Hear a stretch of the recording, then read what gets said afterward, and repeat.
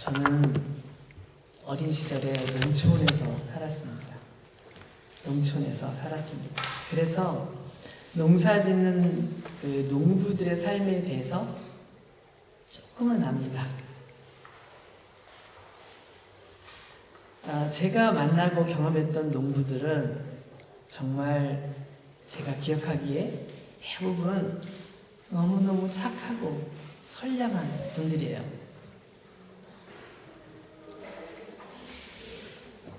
그 농부들 중에서 특히 제가 개인적으로 굉장히 잘 알고 또 존경하는 한 분이 계신데요.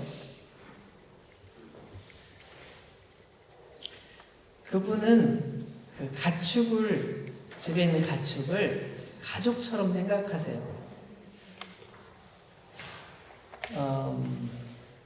당시 시골에는, 제가 살던 시골에는 대부분 집마다 소가 한 마리씩 있었어요. 최소한 소가 한 마리씩 있었는데요.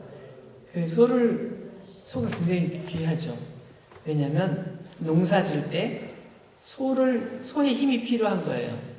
그래서 소가 일꾼처럼 일을 하는 거죠. 그렇게 노동력으로도 필요하고 또 큰 재산이기도 해요. 그래서 소가 있으면 그 집은 부자인 거예요. 그래서 소를 잘 키우는 거죠. 또 새끼를 낳게 하고요. 또 새끼를 낳으면 또 잘 키우고, 그렇게 해서 소를 키워가는 거예요. 이 재산이 늘어나는 거죠. 무엇보다도 농사일을 하는데 소가 정말 중요하기 때문에 정말 소를 소중하게 여기고 그래요, 대부분. 근데 논을 갈거나 밭을 갈거나 뭐 이런 요즘은 다 그 기계들, 논을 가는 기계라든지 밭을 가는 기계, 뭐 벼 베는 기계, 이런 다양한 기계들이 많아서 다 기계들 하지만 예전에는 그런 기계가 없었어요. 그러니까 전부 다 소의 힘을 빌려서 이제 하는 거예요.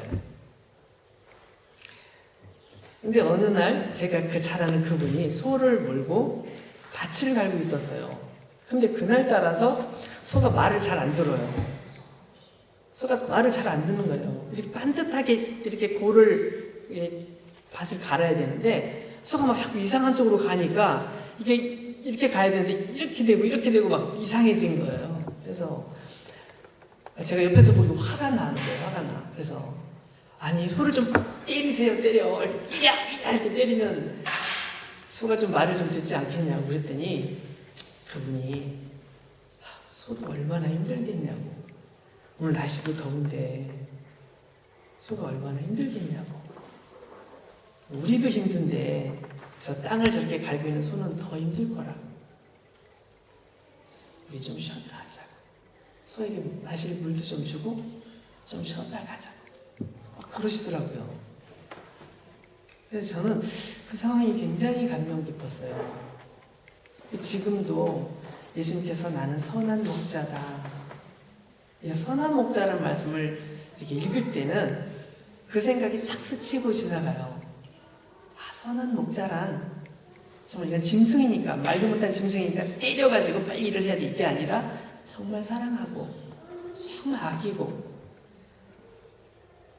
그런 게 정말 선한 목자구나, 이런 생각을 저는 하게 돼요. 예수님께서 말씀을 하시는데 오늘 말씀 보니까 당신을 가르쳐서, 자기 자신, 예수님 당신을 가르쳐서 나는 선한 목자라고 말씀을 하세요. 여러분, 선한 목자는 어떤 사람이에요? 말 그대로 양을 잘 돌보는 그런 목자죠. 그리고 양들이 행복해하고 늘 따라다니길 좋아하는 그런 목자가 진짜로 좋은 선한 목자지 않겠어요? 14절과 15절 말씀을 한번 보시면요, 예수님께서 말씀하신 이 선한 목자의 기준이 두 가지가 나와 있어요. 14절 15절 한번 볼까요? 나는 선한 목자라. 나는 내 양을 알고 양도 나를 아는 것이 아버지께서 나를 아시고 내가 아버지를 아는 것 같으니 나는 양을 위하여 목숨을 버립니다. 첫째는 이 좋은 목자, 선한 목자의 조건의 첫 번째 조건은 뭐냐면, 양과 목자 사이에 서로 어떻게 해요? 서로 믿고 서로 사랑하는 관계라는 거예요. 너는 짐승이니까 말도 못하니까 넌 맞아도 돼. 이게 아니고 짐승이지만 비록 짐승이지만 그 짐승과 사람이 굉장히 친하게 서로 교제하고 서로 좋아하고 서로 믿고 의지한다는 거예요. 여기 여러분 여기 말고 바로 앞에 같은 10장인데요. 3절부터 5절까지를 한번 봐보세요. 여러 가지 계신 성경을 보시면 예수님께서 좀 더 자세하게 설명을 하시는데 여기 보면 이렇게 나와 있죠. 나는 내 양을 알고 양도 나를 안다 하는 말씀을 하면 이 말씀에 대해서 어떻게 말씀하시냐면 문지기는 그를 위하여 문을 열고 양은 그의 음성을 듣나니 그가 자기 양의 이름을 각각 불러 인도하여 내느니라. 자기 양을 다 내놓은 후에 앞서가면 양들이 그의 음성을 아는 거로 따라오되 타인의 음성은 알지 못하는 거로 타인을 따르지 아니하고 도리어 뭐라고요? 도망한다고 되어 있어요. 여러분 그림이 그려지나요? 그림을 머릿속에 그려보세요. 목자는 자기 양의 이름을 안대요. 양의 이름을 아는 거예요. 각각 이름을 어떻게 붙였을까요? 그건 잘 모르지만 제 생각에는 쟤는 점이 많으니까 점많은 점박이. 넌 점박이야. 너는 늘 깨끗하게 다니고 있으니까 넌 흰둥이. 이렇게 절 수도 있겠죠. 또 어떤 경우는 굉장히 욕심이 많아서 다른 양이 풀을 뜯어 먹으면 막 가서 뺏어 먹는 욕심쟁이도 있겠죠. 넌 욕심쟁이야. 이름을 그렇게 붙였을 수도 있겠죠. 또 늘 뒤쳐져가지고 빨리 안 따라오고 늘 뒤쪽에 따라오는 그런 친구들이 있으면 그 친구는 너는 게으름뱅이 뭐 이렇게 지을 수도 있겠죠. 어쨌든 중요한 것은 뭐냐면 이 목자가 양을 딱 보면서 너는 점박이 너는 게으름뱅이 뭐 이렇게 다 알아본다는 거예요. 저 양의 성격이 어떤지 버릇이 뭔지 다 안다는 거예요. 놀라운 것은 양도 그 주인을 안다는 거예요. 양을 다 밖으로 이름 불러서 내놓고 이 주인이 막 걸어가면 이 목자가 걸어가면 다들 양들이 주인을 다 따라오는 거예요. 오늘 말씀에도 나와 있지만 모르는 사람이면 따라가지 않는데요. 모르는 사람이면 절대로 따라가지 않고 오히려 도망치는 거예요. 근데 이 주인에 대해서 너무너무 잘 알기 때문에 막 따라가는 거예요. 근데 주인은 그 양들을 쫙 데리고 어디로 가요? 넓은 풀밭으로 가는 거예요. 넓은 풀밭. 옆에는 시냇물이 흘러가고 넓은 풀밭에 풀들이 가득한 곳으로. 우리 교회 홈페이지를 보신 분은 아시겠지만 얼마 전에 우리가 위제스 방문해서 그런 데를 갔었어요. 요즘은 우리가 5월달에 거기로 소풍을 갈지도 몰라요. 네, 그런 얘기를 좀 했었는데 너무너무 예뻤는데요. 제가 거기 가서 보면서 이런 데가 거기구나. 성경에 나오는 그 장소가 이런 데겠구나 생각을 했었거든요.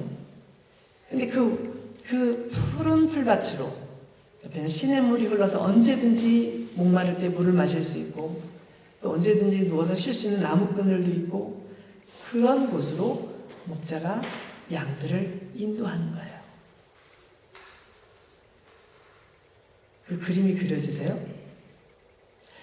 선한 목자의 두 번째 특징은 뭐냐면 양을 위해서 목숨을 버린다는 거예요. 오늘 우리가 읽은 예수님의 말씀을 보면 선한 목자의 특징을 말씀하면서 양을 위해서 목숨을 버린다고 말씀하세요. 제가 몇 년 전에 어떤 기사를 봤는데 한국의 제주도에 제주 한라산이겠죠. 산에서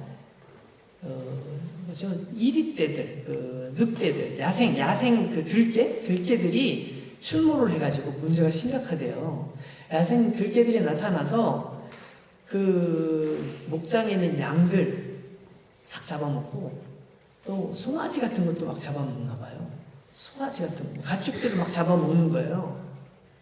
염소나 양이나 송아지 같은 거 막 무차별적으로 사냥을 하니까 이건 심각한 거죠. 잘못하면 그 관광객들이 거기 갔다 관광객들이 또 그 야생 들개에 물릴 수도 있잖아요. 그래가지고 그게 심각하다. 뭐 그런 기사가 나 있더라고요. 요즘 같은 경우 그래도 철조망 같은 걸 쫙 둘러서 딱 방어를 하고 그런 들개들이 더 이상 접근하지 못하도록 막을 수도 있겠지만 이 과거에 2000년 전의 시대에 있어서는 그런 일이 있을 수가 없었어요. 왜냐하면 유목민들이 양들을 쭉 양떼를 이끌고 들판에 풀이 많은 곳을 찾아서 가가지고 거기서 계속 풀 다 먹을 때까지 거기 있는 거예요. 그걸 다 먹고 나면 다시 양들을 다 이끌고 또 다른 곳으로 가요. 그래서 쭉 그곳에 가서 그곳에 또 풀을 먹이는 거죠. 여러분들 혹시 보셨는지 모르겠지만 이 남프랑스에 살다 보면 양들을 짚고 하는 목동을 볼 수가 있어요. 가끔. 특히 여기 세벤느 지역에 가면 이렇게 있으면 딸랑딸랑딸랑 하면서 깡통 이렇게 흔들리는 소리가 들릴 때가 있어요. 가만히 보면 양떼들이 쫙 걸어가는 거예요. 장관이에요. 수백 마리 양떼들을 그 목동들이 쫙 이끌고 가는 걸 실제로 볼 수 있어요. 실제로. 네, 근데 어쨌든 그렇게 하다가 이렇게 그 넓은 초목지에서 양들을 먹이다가 다른 곳에 이동하고 그러다 보니까 뭐 울타리를 치는 일은 많지 않았던 거죠. 특별한 정착지가 아니고 보통은 계속 이동을 하니까 밖에서 날아오는 침입해오는 어떤 그 짐승들, 야생 동물들의 무방비 상태예요. 무방비 상태예요. 그래도 생각해보면은 뭐 그까짓 거 이리 한 마리, 늑대 한 마리 뭐 이 정도야 뭐 괜찮지 않을까? 그렇게 생각해볼 수 있는데 기록들을 보니까 한 마리가 달려드는 게 아니고 여러 마리들이 팀을 이뤄서 다니다가 같이 공격을 하는 거죠. 그게 굉장히 위험해요. 근데 성경에 사무엘상에 보니까 다윗이 말하는 얘기도 나오는데 거기는 좀 더 심각한 얘기가 나오더라고요. 한번 찾아보실래요? 우리 사무엘상 17장을 찾아보겠습니다.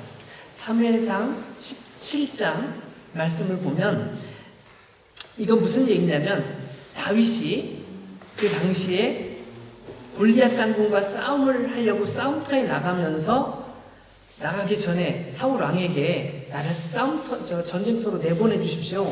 저를 저 골리앗과 싸우게 해주십시오라고 막 이렇게 부탁하면서 요청하면서 했던 말이에요. 한번 보실까요? 34절 35절 이렇게 나와 있습니다. 다윗이 사울에게 말하되 주의 종이 아버지의 양을 지킬 때에 사자나 곰이 와서 양떼에서 새끼를 물어가면 내가 따라가서 그것을 치고 그 입에서 새끼를 건져내었고 그것이 일어나 나를 해하고자 하면 내가 그 수염을 잡고 그것을 쳐 죽였나이다. 어린 소년 다윗이 아버지 심부름을 위해서 전쟁터에 갔어요. 형들이 전쟁터에 갔는데 그 당시에는 전쟁터에 가족이 나가면 그 가족 중에 누가 이렇게 먹을 것을 갖다 주고 옷을 갖다 주고 그랬던가 봐요. 옛날 그런 역사들이 많은 역사적인 기록이 있잖아요. 여기도 그런 거죠. 그래서 이게 상식이에요. 그래서 어린 다윗을 시켜서 전쟁터에 나가 있는 형들에게 먹을 것을 좀 갖다 줘라. 그렇게 부탁을 했어요. 그래서 다윗은 그 형들에게 먹을 것을 갖다 주기 위해서 전쟁터에 간 거예요. 근데 가서 보니까 적군의 장군이 나와서 막 큰 소리를 지르면서 하나님을 모욕하고 또 이스라엘 군대를 모욕하고 하는 걸 봤어요. 너무너무 짜증이 난 거죠. 너무 화가 난 거죠. 감히 하나님을 저주해? 하나님을 모욕해? 나 견딜 수 없어. 그래가지고 왕에게 찾아가서 내가 전쟁터에 나가서 저놈을 처단하고 싶습니다라고 얘기했어요. 근데 왕이 딱 보니 말은 고마운데 너무 어린 거예요. 전쟁터에 나갈 상황이 아닌 거예요. 그래서 설득을 하죠. 얘야, 여기 지금 장군들도 무서워서 지금 못 나가고 있는데 너는 안 돼. 집에 가. 얼른 집에 가. 아니 그렇게 얘기하는 거죠. 근데 이 다윗은 견딜 수가 없는 거예요. 그러니까 뭔가 자기가 가서 싸울 수 있다는 걸 얘기해야 되잖아요. 그러니까 그 얘기를 한 거예요. 근데 여기 나오는 얘기를 보면 사자나 곰이 와서 양떼에서 새끼를 물어가면 그러니까 사자나 곰도 나타난다는 거예요. 이런 무시무시한 짐승들이 나타날 때 여러분이 만약에 거기 있다면 어떨까요? 저는 제가 그 자리에 있다면 우리가 가지고 있는 양떼 중에 그 기껏해 한두 마리 물어가겠지. 그거 한 마리 잡으면 그거 먹느라고 정신없을 때 우리는 도망가자. 아니면 먹든 말든 일단 도망쳐야 내가 살 거 아니냐. 이런 생각을 저는 하는 게 당연할 것 같아요. 그렇잖아요. 양이 예를 들어 100마리, 200마리가 있어요. 그럼 그 중에 한두 마리 죽는 게 낫지 내가 죽는 건 안 되잖아요.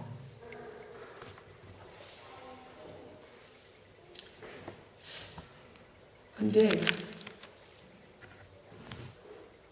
예수님께서는 지금 그런 상황들을 다 아시면서 말씀하시는 거겠죠.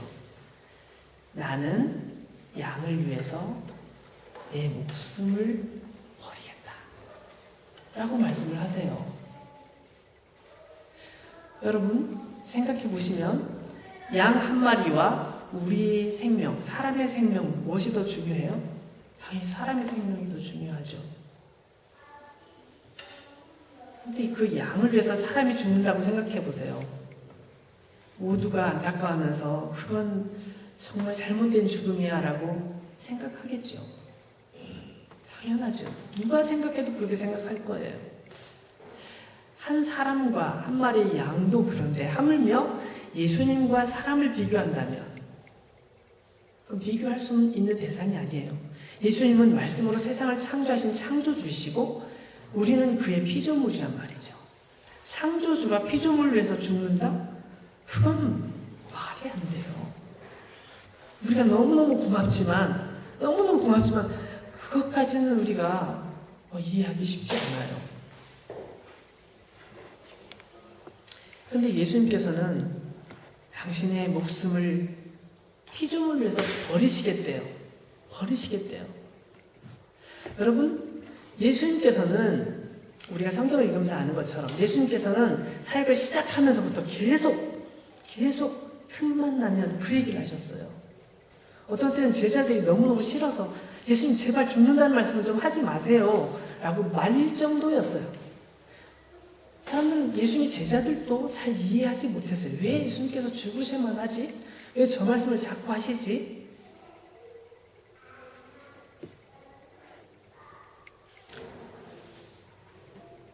예수님께서는 죽음을 향한 행진을 하고 계셨던 거예요.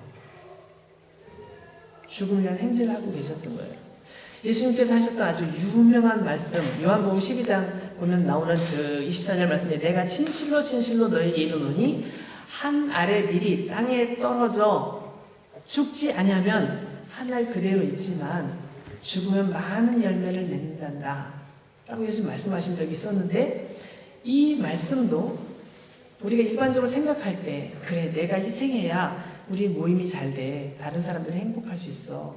그래 주님께서 우리한테 희생을 말씀하시는 거야 라고 생각을 하지만 사실은 예수님께서 근본적으로 그 말씀은 당신 자신을 가리켜서 하신 말씀이에요. 내가 죽을 거야.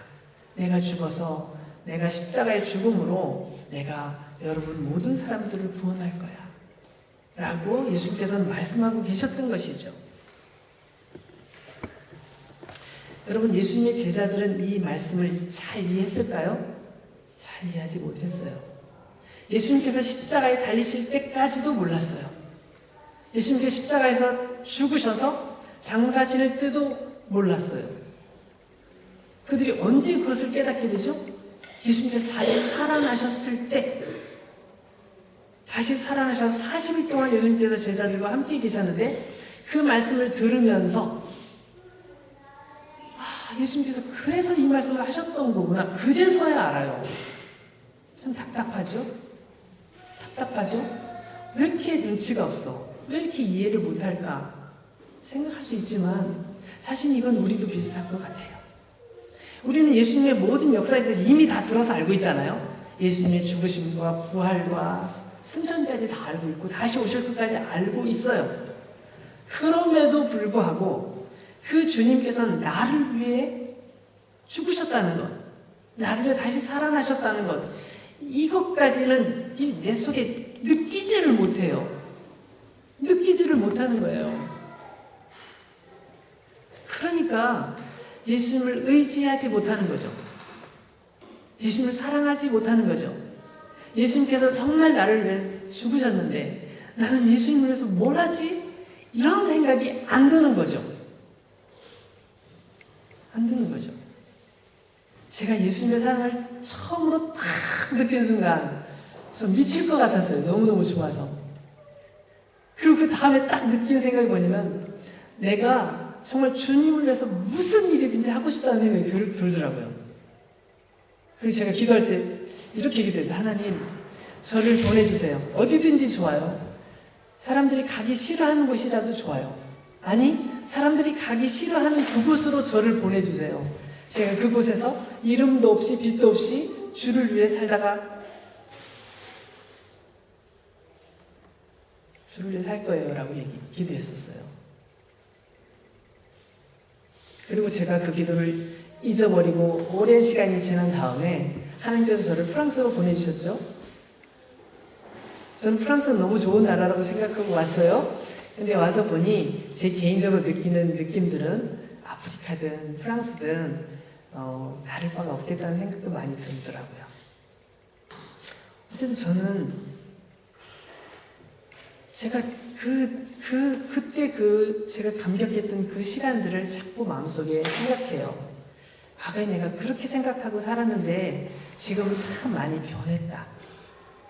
많이 변했다. 과거에는 그렇게 순수하게 하나님을 향한 주님 내 모든 것을 다 버리고라도 주님을 따라갈게요.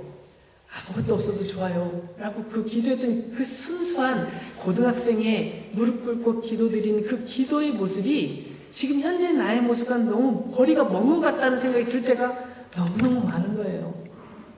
그래서 저는 제 자신을 바라보면서 내가 너무 멀리 왔어.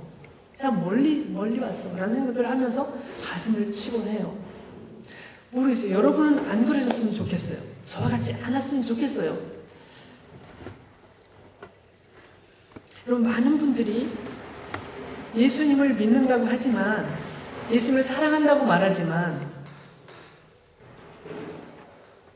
말만 잘해요. 삶은 달라지지 않아요. 말만 잘해요. 말은 너무 잘하는데 삶이 달라지지 않는 거예요. 그래서 사람들이 더 세상 사람들이 할 말이 많아지는 거죠. 세상 사람들에게 상처를 주기도 하죠. 세상 사람들이 볼 때 저분들은 조금 더 나아야 될 것 같은데 왜 저러지? 라고 생각하는 거죠. 예수님의 제자들은 예수님께서 부활하셔서 예수님께서 다시 예수님의 모습을 보여주실 때까지 사실은 잘 몰랐어요. 굉장히 내가 주님 죽으신 데까지 내가 가서 나도 죽겠습니다라고 말한 제자도 있었지만 정작 예수님이 딱 체포되시니까 어떻게 했어요? 얼른 도망쳤어요. 이러다 죽으면 어떡해? 얼른 도망쳤죠. 그게 예수님의 제자들의 진짜 본심이었던 거죠. 저는 오늘 이 말씀을 마치면서 두 가지 우리가 꼭 기억해야 될 두 가지에 대해서 말씀을 드리고 싶어요. 첫 번째는 우리를 사랑하시는 예수님의 사랑에 관해서 잊지 말자는 거예요. 제가 가만히 생각해 보니까 설교 원고를 쓰며 생각해 보니 매주 얘기를 하는 것 같아요. 한 주도 안 빼놓고 매주 얘기를 반복하는 것 같아요. 그래서 여러분들이 얘기를 들으면 지루해하지 않을까, 지겹지 않을까 생각이 들었는데 저는 매주 할 수밖에 없어요. 왜냐하면 요즘 많은 그리스도인들이 하나님에 대한, 예수님에 대한 오해가 너무 깊어서 너무 깊어요. 자기 스스로 어떤 예수님의 모양을 만들어 놓고 나는 아닐 거야 라고 자기 자신을 거기서 자꾸 제외시켜요. 근데 예수님께서는 오늘 이 말씀처럼 예수님께서는 오늘도 우리를 사랑하고 계시다는 거예요. 우리를 부르고 계시다는 거죠. 나는 너희의 선한 목자야. 아무개야. 난 너의 선한 목자란다. 너에게 좋은 목자란다. 난 내 얘기를 다 들어줄 생각이고 난 이미 너의 얘기를 다 알고 있고 내 마음속으로 생각하는 것이 뭔지 네 고민이 뭔지 나는 이미 다 알고 있어. 난 너의 선한 목자란다. 난 너의 좋은 목자란다. 주님이 그렇게 말씀하시는 거예요. 요즘에 내가 주님을 보고 싶어도 못 보는 경우들이 많아요. 왜냐면요, 누군가 앞에 막 연기를 피워놓는 거죠. 연기를 막 잔뜩 피워놔서 아무것도 안 보여. 이 세상에는 오직 나밖에 없는 것처럼 보이는 거예요. 사방은 연기로 가득 채워져 있고 나는 나밖에 못 보는 거죠. 나를 보호할 사람은 나밖에 없는 것처럼 보이는 거죠. 그래서 어떻게든 나를 보호해야 되고 나를 지켜야 되고 나를 강하게 해야 되기 때문에 정말 힘들게 사는 거죠. 어떤 경우는요, 선글라스를 썼는데 선글라스 색깔이 원래 색깔이 아닌 거예요. 우리가 좀 좋은 선글라스라고 해서 내 선글라스를 쓰고 있는데 그 선글라스를 보고 있으면 주님이 빨갛게 보이는 거예요. 주님이 노랗게 보이는 거예요. 내가 생각했던 주님이 아닌 것처럼 보이는 거죠. 내가 막 기도를 해도 그 기도가 전달되지 않을 뿐 같은 그런 생각이 드는 거예요. 그래서 주님을 만나지 못하고 주님을 경험하지 못하고 주님과 교제하지 못하는 거예요. 나도 모르는 사이에 담을 쌓고 살아요. 담을 쌓고 살아요. 우리 주님께서 그렇게 말씀하시는데 우리가 성경을 읽어야 될 텐데 성경도 잘 안 읽어. 읽을 시간이 없어. 교회 오려고 보니까 주일날 친구들이 어디 가자고 그래. 교회 올 시간이 없어. 일주일에 딱 한 번 예배 드리는 것조차 못해. 그러니 어떻게 우리가 신앙을 지키고 우리가 주님을 알아가겠냐고요. 우리 머릿속으로 생각하는 그 주님의 모습이 성경에서 주님 말씀하신 것과 너무 다른데 우리는 우리 머릿속에 생각하는 그분이 진짜 주님이신 줄 알고 잘못 생각한단 말이에요. 예수님은 여전히 우리의 주님이세요. 어떤 주님? 선한 목자이신 주님이세요. 선한 목자이신 주님이세요. 주님은 우리를 푸른 풀밭으로 시냇물이 흐르는 그런 계곡으로 우리를 이끌어가기를 원하시고 우리가 그곳에서 행복하고 평화롭게 쉬기를 원하시고 새 힘을 얻어서 다른 사람도 돕고 뭔가를 할 수 있도록 그러기를 원하신단 말이에요. 우리가 계속 주저앉아서 저에게 젖을 주세요. 저는 젖을 먹어야 되겠어요. 저에게 젖을 주세요. 그게 아니고 이젠 밥도 먹고 또 맛있는 육개장도 먹고 좀 화끈한 불닭볶음면도 먹고 사람들에게 도움을 주고 뭔가 정말 하나님 뜻을 전할 수 있는 그런 사람이 되기를 원하신단 말이에요. 둘째는 우리가 꼭 기억해야 될 둘째는 우리의 모든 잘못, 우리의 모든 실수, 우리의 모든 부족함을 위해서 주님께서는 죽기를 원하시고 죽어주셨다는 거예요. 우리의 문제를 해결해 주시기 위해서 십자가의 죽으심을 통해서 우리를 얽매고 있던 모든 문제를 풀어주셔서 우리를 하여금 자유케 하시려고 주님은 십자가를 향하여 걸어가고 계시다는 거예요. 사랑하는 여러분, 저는 우리 모두가 이 은혜 자리로 나갔으면 좋겠습니다.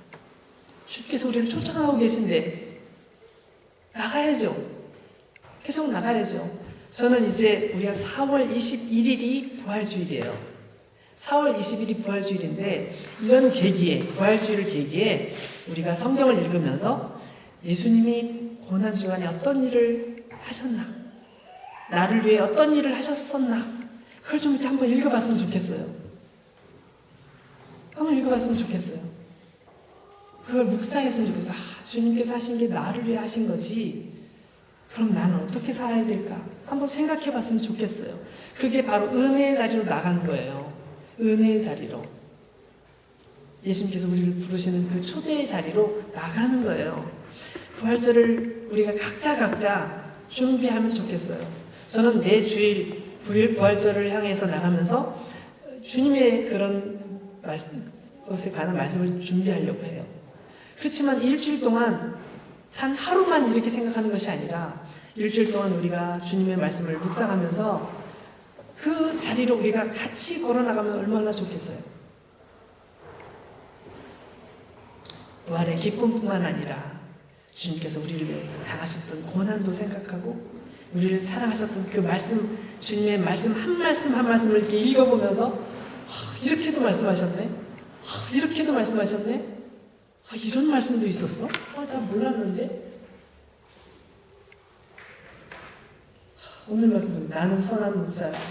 나는 내 양을 알고 양도 나를 아는 것이 아버지께서 나를 아시고 내가 아버지를 아는 것 같으니 나는 양을 위하여 목숨을 버리노라. 사랑하는 여러분, 본질적으로 우리가 하나님 앞으로 나아가서 우리의 실체를 발견하고 주님과의 관계를 회복하는 그런